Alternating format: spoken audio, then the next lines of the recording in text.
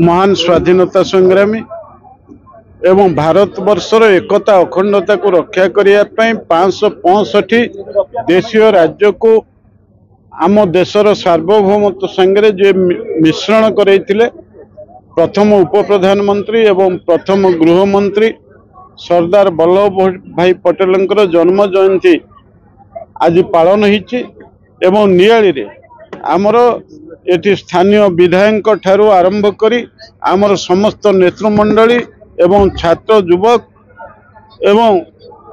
चाषी श्रमिक समस्ते एकाकार होकरी हजार हजार लोक माने जन्मदिन पालन करिसेंती। यही अवसर रे एक पदयात्रा आरंभ होइतिला एवं यार समापन में एक सभा माध्यम रे करा जायछि एवं ये जन्मदिन पालन यार मुख्य उद्देश्य होचे आमर प्रिय प्रधानमंत्री नरेंद्र मोदी देश को विकसित करने राष्ट्र भितर गोटे एकतार आवश्यकता अच्छी एवं राष्ट्रीय एकतार प्रतीक सरदार वल्लभ भाई पटेल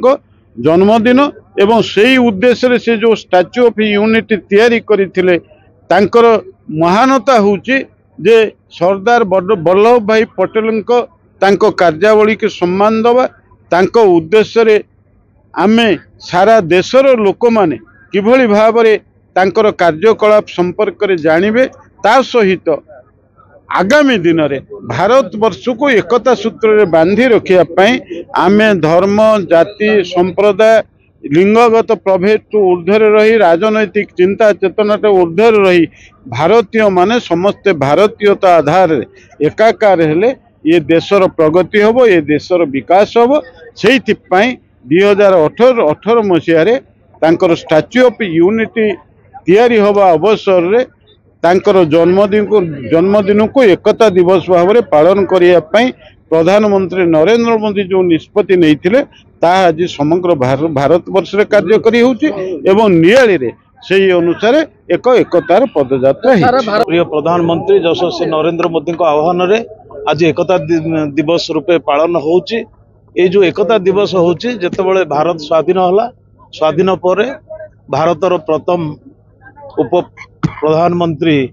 सरदार वल्लभ भाई पटेल होते गृहमंत्री समय रे भारत रे 565 राज्य को से एकत्रित करथिले तांको नेतृत्व रे भारतर एकता सृष्टि होइतिला सेबेठारु आज पर्यंत भारत अखंड भारत होइकरी रहिछि। तेणु तांकर जो निर्देश क्रमे मध्य ओडिशा रे मध्य केते गड़जात अंचल मध्य मिश्रण होइतिला भारत रे तेणुकरी तांकरी उद्देश्य रे सेही आज सारा भारत वर्ष रे एकतार दिवस राष्ट्रीय एकता दिवस पालन करा आज आमे